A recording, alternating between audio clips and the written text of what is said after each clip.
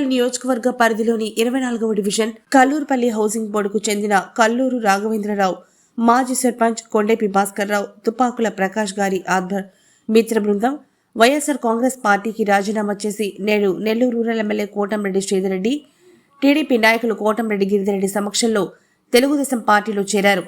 వీరికి పార్టీ కండువా గప్పి తెలుగుదేశం పార్టీలోకి సాదరంగా ఆహ్వానించారు.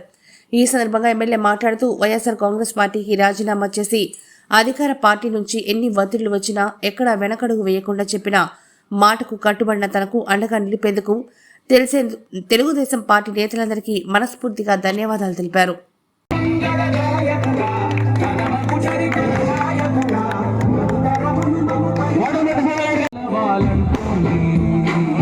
తెలుగుదేశం పార్టీ నాయకులు డివిజన్ ఇన్ఛార్జ్ ఆనా శ్రీనివాస్ గారు,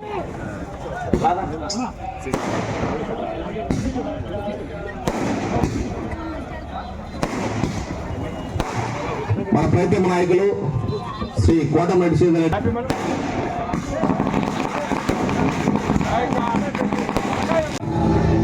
నేల నర్సయ్య గారిని వేదిక మీద కావాల్సిందిగా కోరుతున్నాం.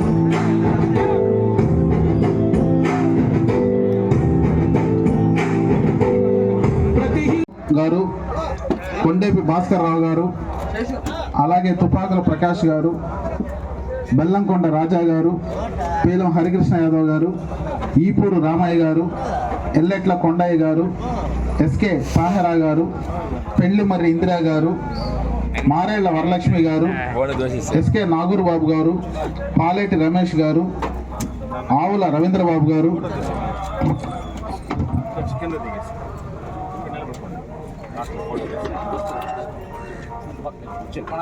మారెల వరలక్ష్మి గారు, జంపాని సులోచన గారు, బెల్లంకొండ రాజా గారు, ఆవుల రవీంద్రబాబు గారు, కాపులు రవి గారు, దాచేపల్లి సిద్ధయ్య గారు, శీలమంతూరు చిన్నయ్య గారు, శీలమంతూరు శివ గారు, శీలమంతూరు ఏడుకొండలు గారు, రమణయ్య గారు, అత్యంజారి సురేష్ గారు, కావులూరి సుమన్ గారు, కావులూరి సురేష్ గారు, కావులూరి గోపి గారు, ఈపూరి ఏడుకొండలు గారు, కనుపూరు రమణయ్య గారు, కనుపూరు భాస్కర్ గారు, ఈపూరి సాయి గారు, అలాగే బెల్లంకొండ గోపి గారు, బెల్లంకొండ కృష్ణ గారు, యామల రాజశేఖర్ గారు, బెల్లంకొండ శ్రీహరి గారు, కోటకొండ శ్రీనివాసులు గారు,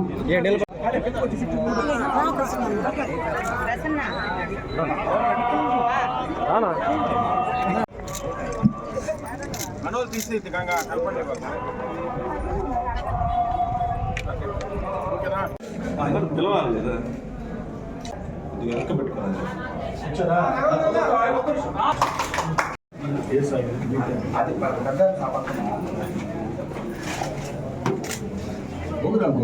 వచ్చినప్పుడు టపాసు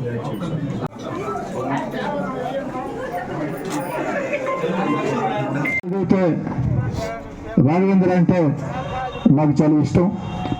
కారణం ఏంటంటే గత ఎన్నికల్లో నేను పోటీ చేసినప్పుడు రాఘవేంద్ర భార్య నా చెల్లెలు నిండు మనసుతో ఆశీర్వదించింది, అంతా శుభం జరిగింది.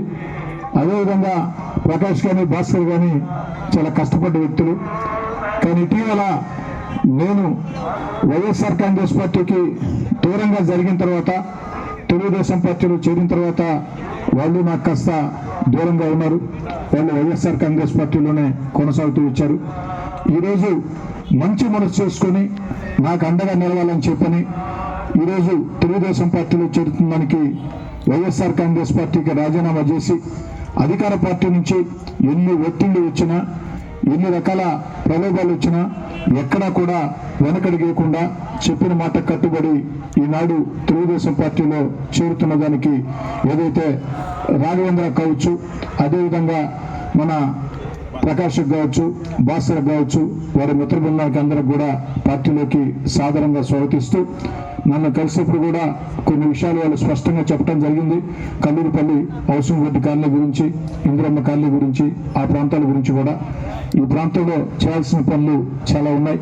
మీకు అందరికి కూడా తెలుసు, అభివృద్ధి పనులకి డబ్బుల కోసం ఏ విధంగా నేను పోరాటం చేసింది, ముఖ్యమంత్రితో సైతం ఏ విధంగా కృషి చేసింది మీకు ప్రత్యేకంగా చెప్పాల్సిన అవసరం లేదు. ఖచ్చితంగా 2 నెలలు అంటే 2 నెలలే.